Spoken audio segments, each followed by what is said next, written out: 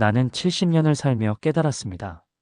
행복은 많이 얻는 것이 아니라 적게 원하는 것이고, 고통은 세상이 주는 것이 아니라 내가 만드는 것이며, 평화는 밖에서 찾는 것이 아니라 내 안에 있다는 것을 이제 오늘 하루의 끝에 이렇게 말해봅시다.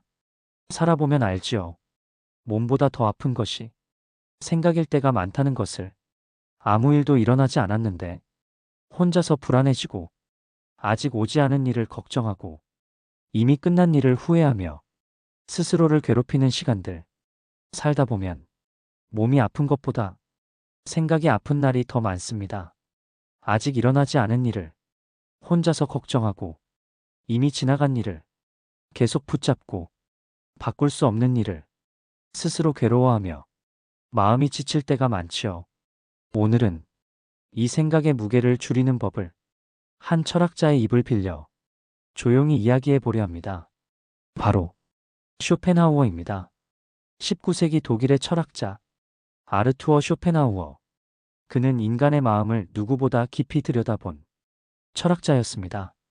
그는 이런 인간의 마음을 보고 이렇게 말했습니다. 고통은 세계에서 오는 것이 아니라 내가 만들어낸 생각의 그림이다. 그래서 진짜 내려놓아야 하는 것은 사람도 아니고 과거도 아니고 운명도 아닙니다. 바로 생각의 무게입니다. 비교를 멈추고, 쓸데없는 걱정을 멈추고, 붙잡을 수 없는 것을 놓으면 마음은 조용히 가벼워집니다. 오늘 이 20분 동안 그 생각의 무게를 조금씩 내려놓는 길을 그대여. 쇼펜하우어의 강력한 첫 문장은 조금 어렵지만 이렇게 풀 수 있습니다. 세상은 그대로 존재하지만 우리는 내 마음이 그린 세계를 본다. 무슨 뜻일까요? 예를 들어, 비 오는 날을 생각해 보십시오. 어떤 사람은 비를 보며 우울해합니다. 오늘도 날씨가 흐리네. 하지만 어떤 사람은 같은 비를 보며 차분함을 느낍니다. 비 소리가 참 좋네. 같은 날씨입니다. 같은 비입니다. 다른 것은 그 사람의 마음입니다. 쇼펜하우어는 이것을 이렇게 설명했습니다. 우리는 눈으로 보는 것이 아니라 마음으로 본다. 8초간 침묵합니다. 한 노인이 있었습니다. 아침에 일어나 창밖을 보며 생각했습니다. 오늘도 날씨가 흐리네. 몸도 아프고 할 일도 없고 외롭기만 하구나. 그 노인의 하루는 무겁게 시작됩니다. 다른 노인이 있었습니다. 같은 날, 같은 시간, 같은 하늘을 보며 생각했습니다. 오늘도 눈을 떴네. 감사하구나. 오늘 하루도 살아있구나. 그 노인의 하루는 가볍게 시작됩니다.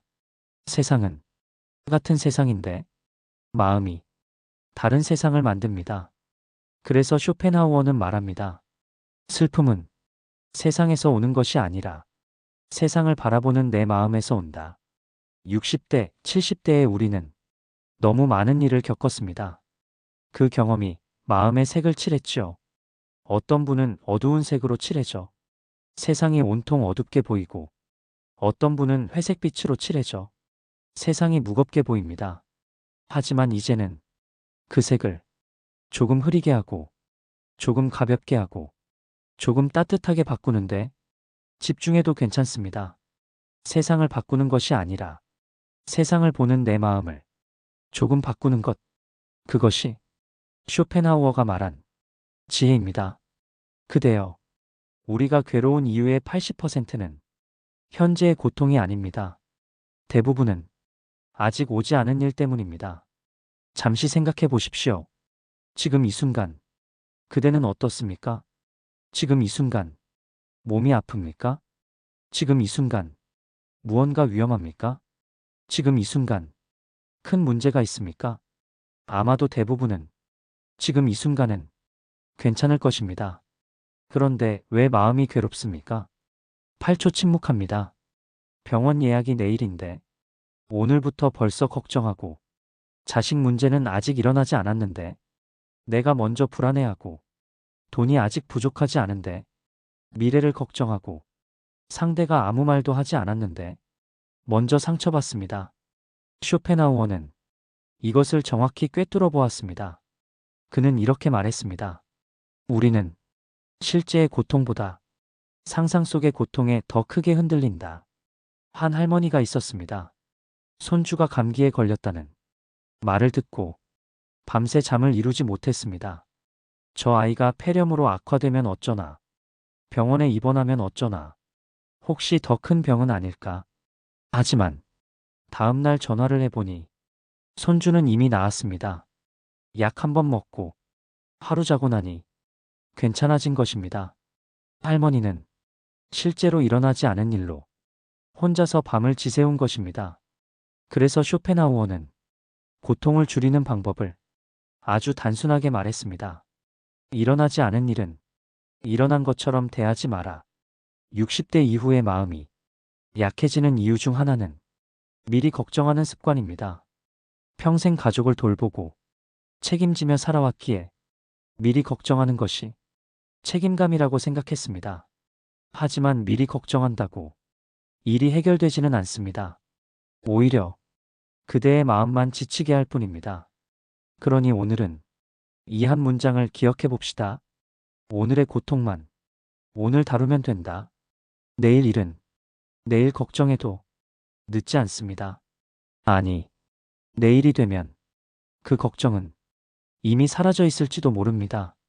쇼펜하우어 철학을 가장 쉽고 정확하게 설명하는 작은 우화가 있습니다. 어느 날, 한 남자가 양동이에 물을 가득 담고 마을 끝까지 뛰고 있었습니다. 땀을 뻘뻘 흘리며 숨을 헐떡이며 온 힘을 다해 달립니다.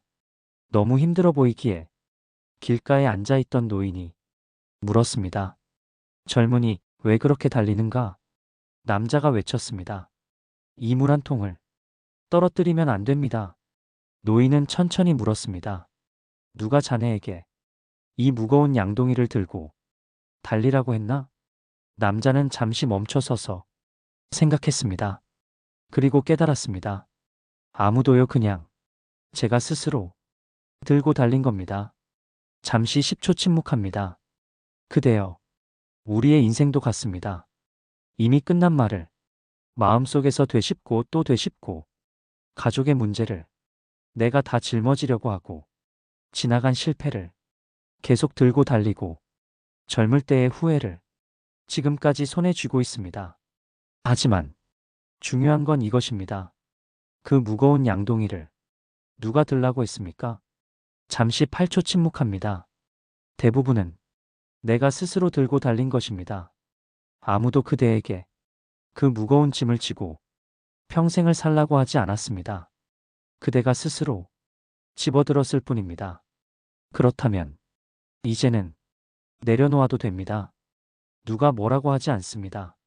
그대가 허락하면 그것으로 끝입니다. 쇼펜하우어는 이렇게 말했습니다. 사람들은 자신이 만든 감옥에 갇혀 평생을 산다. 하지만 그 감옥의 문은 안에서 열린다. 이 시간은 그 양동이를 잠시 내려놓는 연습입니다. 무겁게 들고 달릴 필요 없습니다. 잠시 길가에 앉아 숨을 고르십시오. 그것만으로도 충분합니다. 그대여, 쇼펜하우어가 가장 강하게 경고한 것이 있습니다. 바로 비교하는 마음입니다. 그는 이렇게 말했습니다. 사람은 비교할 때 가장 많은 고통을 만든다. 젊을 때야 경쟁이 필요했습니다. 누가 더 빨리 달리고, 누가 더 높이 오르고, 누가 더 많이 가지는지. 그것이 살아가는 방법이었습니다.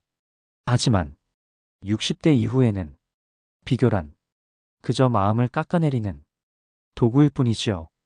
형제 중 누가 더 잘 살았는지, 친구 중 누가 더 성공했는지, 내 자식은 남들보다 어떤지, 내가 남보다 부족한 게 뭔지. 이 모든 비교는 우리를 실제보다 더 초라하게 느끼게 만듭니다. 한 노인이 있었습니다.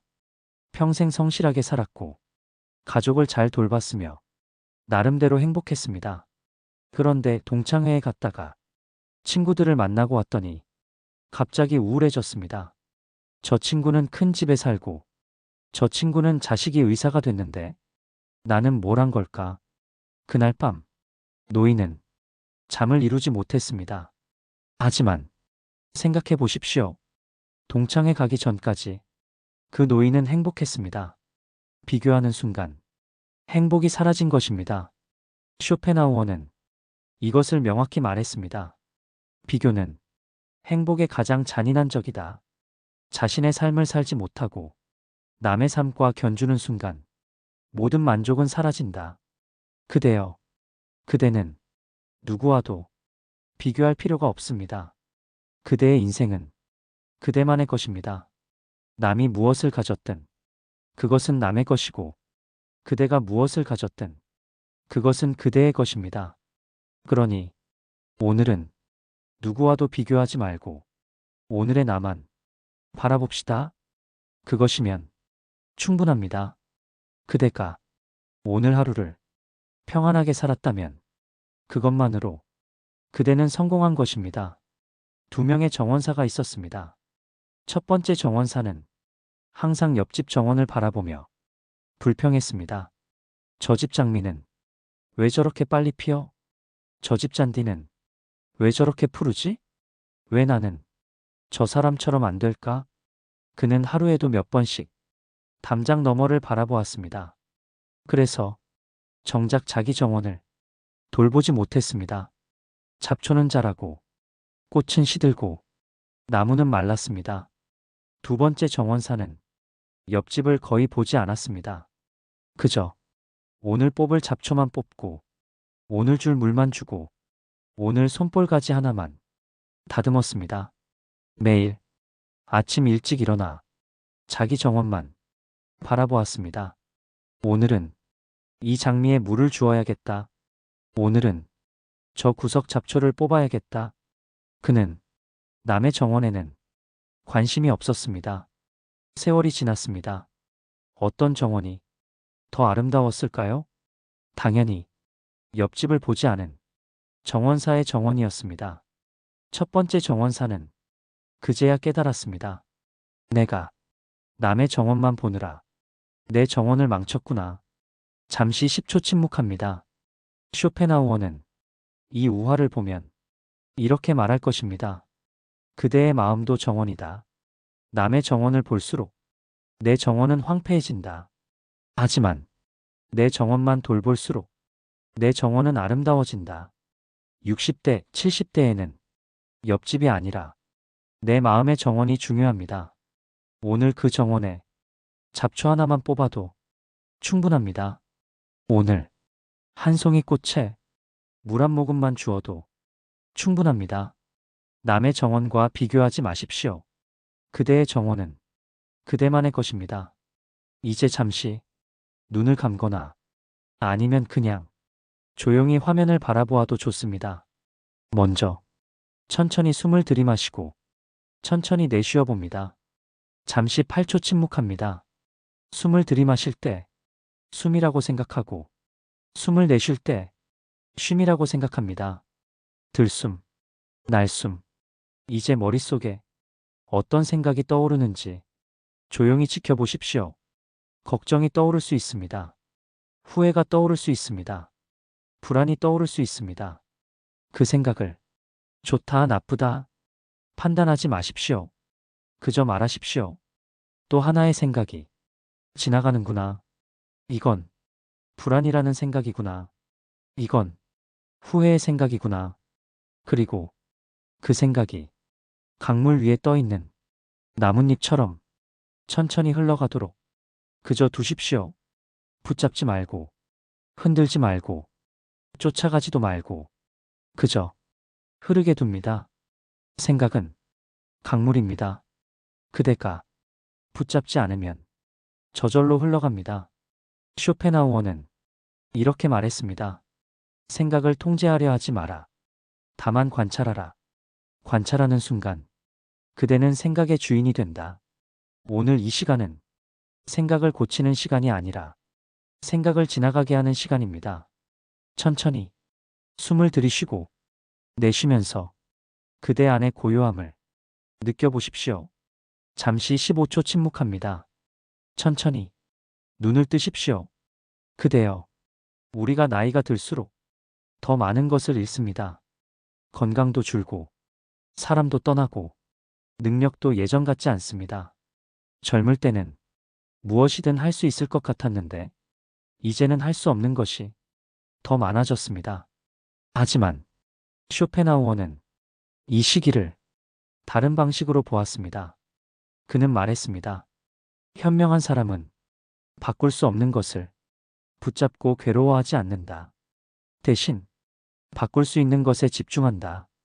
60대 이후는 바꾸는 시기가 아니라 정리하는 시기입니다. 이미 지나간 일은 정리하고 마음에 오래 남은 상처는 천천히 지워가고 너무 무거운 기대는 조금 덜고 내 마음에 맞지 않는 관계는 자연스럽게 거리를 둡니다. 한 노인이 있었습니다. 평생 무엇이든 완벽하게 하려고 했습니다. 일도 완벽하게, 가정도 완벽하게, 자식 교육도 완벽하게. 하지만 나이가 들며 몸이 따라주지 않았습니다. 예전처럼 할 수 없는 자신이 한심하게 느껴졌습니다. 그러던 어느 날 쇼펜하우어의 책에서 이 문장을 읽었습니다. 완벽함을 추구하는 것은 고통을 추구하는 것과 같다. 노인은 그날부터 조금씩 내려놓기 시작했습니다. 완벽하지 않아도 괜찮다고, 할 수 있는 만큼만 하면 된다고, 더 이상 젊지 않음을 인정해도 된다고. 바로 이것이 생각 내려놓기의 철학입니다. 지금 필요한 것은 이기는 것이 아니라 비우는 것입니다. 채우는 것이 아니라 덜어내는 것입니다. 바꾸는 것이 아니라 받아들이는 것입니다. 그대가 바꿀 수 없는 것은 놓아두십시오. 그대가 바꿀 수 있는 것은 그대의 마음뿐입니다. 그대여. 쇼펜하우어가 평생 말한 것 중 가장 중요한 진리가 있습니다. 고통은 욕망과 현실의 차이에서 온다. 이것을 숫자로 설명하면 이렇습니다. 내가 원하는 것이 10인데 가진 것이 5라면 고통은 5입니다. 하지만 원하는 것을 5로 줄이면 고통은 0이 됩니다. 같은 5를 가지고 있지만 한 사람은 고통스럽고 한 사람은 평안합니다. 왜일까요? 욕망이 다르기 때문입니다. 젊을 때는 많이 가지려고 애썼습니다. 더 큰 집, 더 좋은 차, 더 많은 돈, 더 높은 지위. 그것이 행복이라고 생각했습니다. 하지만 나이가 들어보니 많이 가진다고 행복한 것이 아니었습니다. 오히려 많이 가질수록 지켜야 할 것도 많아지고 잃을까 두려운 것도 많아지고 비교하게 되는 것도 많아졌습니다. 쇼펜하우어는 이렇게 말했습니다. 진정한 지혜는 더 많이 얻는 것이 아니라 더 적게 원하는 것이다. 60대 이후의 지혜는 더 많이 가지는 것이 아니라 더 적게 원하는 것입니다. 자식이 크게 성공하기를 바라는 대신 그저 건강하기를 바라고 큰 집에 살기를 원하는 대신 편안한 공간이면 충분하다고 여기고 많은 사람에게 인정받기를 바라는 대신 몇 사람의 진심이면 된다고 생각하면 마음은 그만큼 가벼워집니다. 욕망을 줄인다는 것이 포기하는 것이 아닙니다. 진짜 중요한 것만 남기는 것입니다. 그대에게 진짜 필요한 것은 많지 않습니다. 오늘 편히 먹을 밥 한 끼, 편히 누울 잠자리 하나, 진심으로 통하는 사람 몇 명, 그것이면 충분합니다. 한 교수가 계셨습니다. 올해 72이십니다. 평생 학자로 살아오며 끊임없이 다른 사람과 자신을 비교했습니다. 저 교수는 책을 더 많이 냈는데, 저 사람은 상을 받았는데, 나는 왜 이것밖에 못했을까? 정년 퇴임을 앞두고 그는 우울증까지 왔습니다. 평생 뭐 한 거지? 나는 실패한 인생인가? 매일 밤 잠을 설쳤습니다. 그러던 어느 날 우연히 쇼펜하우어의 책을 읽다가 이 문장을 발견했습니다. 비교는 행복의 가장 잔인한 적이다. 교수는 그날부터 한 가지를 실천했습니다. 아침에 일어나 거울을 보며 이렇게 말하는 것입니다. 오늘 하루 누구와도 나를 비교하지 않겠다. 처음에는 어려웠습니다. 습관처럼 비교가 떠올랐으니까요. 저 교수는 이런 생각이 나오면 즉시 이렇게 중얼거렸습니다. 아, 또 비교하고 있네. 이건 그냥 습관일 뿐이야. 그리고 천천히 숨을 쉬며 그 생각을 흘려보냈습니다. 한 달이 지나고, 석 달이 지나고, 6개월이 지났습니다. 신기한 일이 일어났습니다. 비교가 줄어들며 감사가 늘어났습니다. 나는 이만큼 해왔구나. 이것만으로도 충분했구나. 나는 나대로 의미 있는 삶을 살았구나. 교수는 정년퇴임식 날 이렇게 말했습니다. 비교를 멈추니 비로소 내 인생이 보였습니다. 남의 인생이 아니라 내 인생이 얼마나 소중한지 이제야 알게 되었습니다. 그대여, 그대도 할 수 있습니다. 오늘 하루만이라도 누구와도 비교하지 마십시오. 그저 오늘의 그대만 바라보십시오. 그것으로 충분합니다. 그대여, 오늘 우리는 쇼펜하우어와 함께 이야기했습니다.